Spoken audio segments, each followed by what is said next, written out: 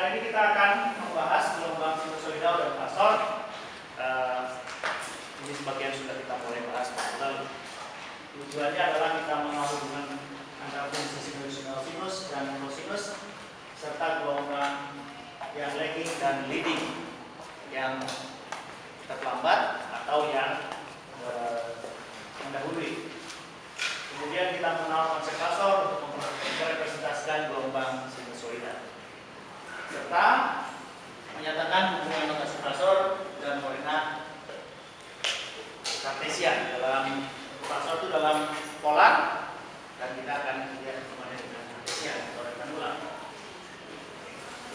Fungsi sinusoidal bisa kita nyatakan secara umum, misalnya PT VM sin omega t plus fasa. Oke, apa itu? VM itu adalah magnitudanya. Jadi kalau fungsi sinus sendiri maksimumnya adalah nilainya 1, ya, minimumnya -1. VM jadi penskalanya, scalingnya membesar atau mengecil, dia jadi magnitudo atau amplitudo tegangan dari gelombangnya. Kemudian omega adalah frekuensi gelombang. Perhatikan satuannya adalah radian per detik. Kalau kita punya satuan hertz, kita harus kalikan dengan 2pi supaya kembali menjadi radian per detik. Kemudian omega t plus fasa ini adalah argumen dari fungsi sinus, dan dia menyatakan fasa gelombang itu saat t. Oke, pada t0 tentunya fasanya adalah v. Tapi kalau pada t tertentu dia adalah omega t plus v. Fasa adalah fasa gelombang saat t sama dengan 0. Oke, ini saya menggunakan sin. Tentunya hal yang sama bisa saya tuliskan dalam bentuk kosinus. Oke. Nah, kemudian periode gelombang t besar, satuannya detik, dan frekuensi gelombang f, satuan hertz. Itu t adalah 2pi per omega, f adalah 1 per t. Ini mungkin nggak usah diulang-ulang lagi, udah belajar fisika. Oke. Sekarang kita lihat hubungan fasa pada fungsi sinus dan kosinus. Kita lihat sinus dinyatakan kosinus dan sebaliknya. Sinus omega t plus fasa adalah sama dengan kosinus omega t plus fasa kurang pi per 2. Betul ya? Cos mundur, ya betul. Oke, bergeser ke kanan. Oke, kemudian cos omega t plus fasa sama dengan sinus omega t plus fasa plus pi per 2, ya. Mudah, tinggal di sini tambah pi per 2, di sini juga harus tambah pi per 2, kan sama. Kemudian kita tahu kalau fungsi sinus atau fungsi kosinus, kalau saya tambahkan 180 derajat atau saya tambahkan pi, maka dia akan menjadi nilai negatifnya, berbalik fasanya. Oke, demikian cos juga demikian.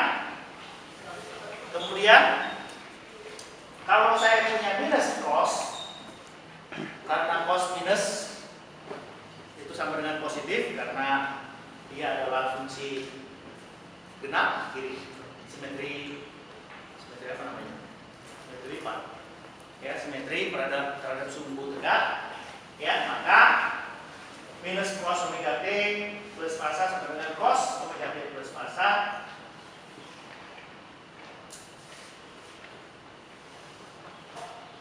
plus pi. Maaf, itu jadi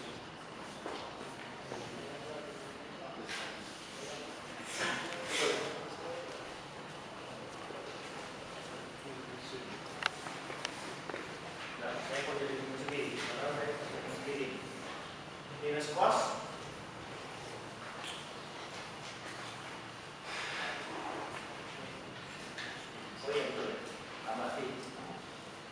tambah pi,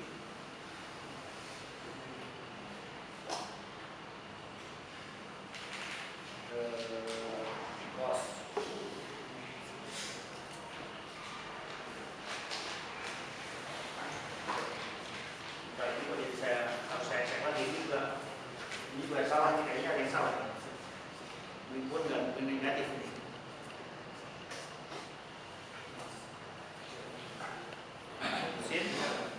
Sin itu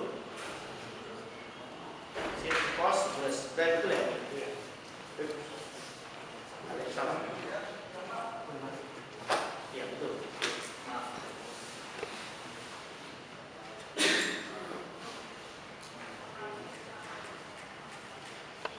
Ya, jadi minus cos itu nanti dalam sin itu, dan terakhir minus sin dalam cos. Tapi yang penting buat kita catat, kita akan hanya menggunakan bentuk cos.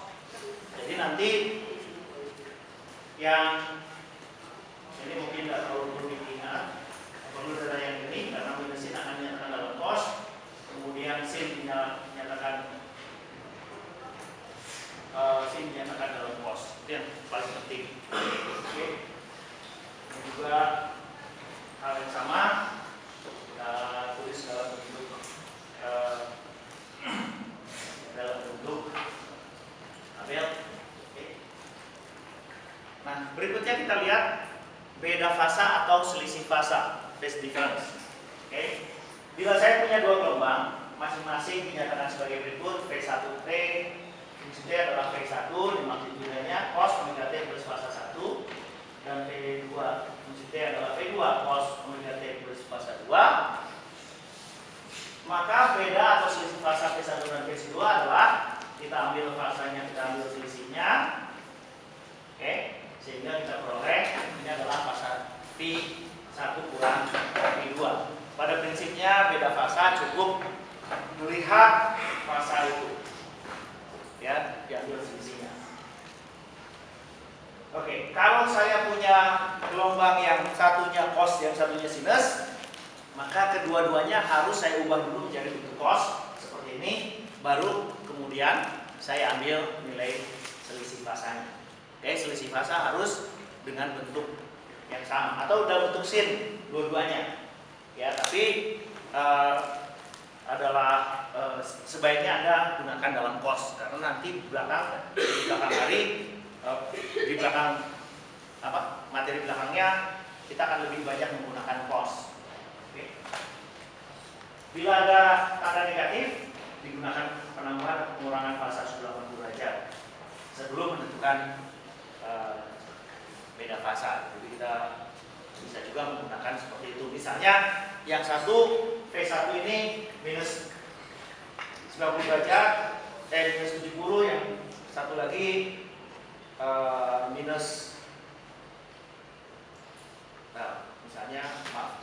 misalnya minus sekian. Maksudnya adalah angkanya kita akan batasi antara 180 minus 180 dengan 180. Kalau dia lebih besar dari 180, maka kita lakukan pergeseran, ya, kita lihat dari sisi belakang. Jangan lupa setelah 180 kan dibalik lagi, ya. Beda atau selisih fasa hanya diamati untuk sinyal dengan frekuensi yang sama. Kalau frekuensinya beda, fasanya nggak bisa kita amati. Nah, kemudian kita lihat representasi grafis dari fungsi sinus dan kosinus.